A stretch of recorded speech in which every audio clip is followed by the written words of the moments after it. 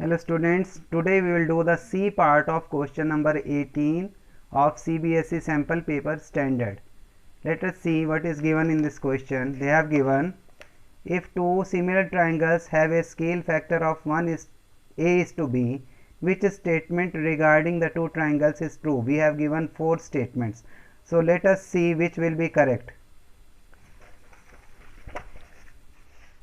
Suppose we have two triangles ABC and DEF and they are similar, it is given. So when they are similar, then their corresponding sides will be proportional. So AB by DF will be equal to BC by EF and will be equal to AC by DF, and they will be equal to 1 A is to B, because scale factor they have given A is to B, it is given. Now if you take AB by DE equal to A by B, so it will be cross multiplied, this DE will come this side, here it will come. Similarly, if you take BC by EF is equal to A by B, so from here also EF will go that side, so BC will be equal to A upon B into EF. Similarly, when you take AC by DF is equal to A by B, from here also DF will go that side, so AC will be equal to A upon B into DF. Now the ratio of their perimeters they have given in first option 3A is to B. Let us check whether it is correct or not.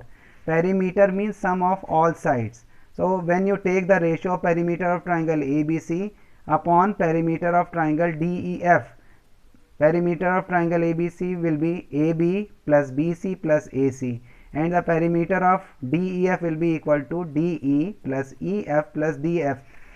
So here now see students, in place of AB we can write A upon B into DE. Similarly, in place of BC we can write this one. So I have written here, in place of AC we can write this one, A upon B into DF.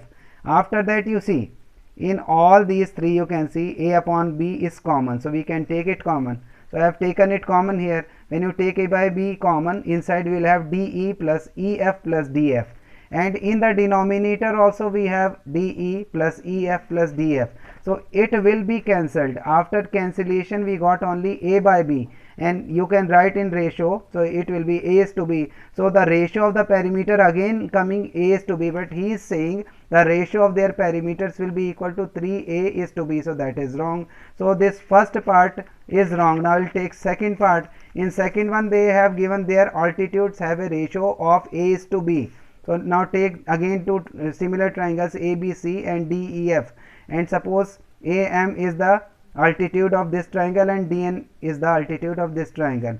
Now ABC and DEF are similar triangle, it is given, so their sides will be in proportion AB by DE and so on, like I explained in the previous part. And scale factor they have given A is to B, so it will be written A by B.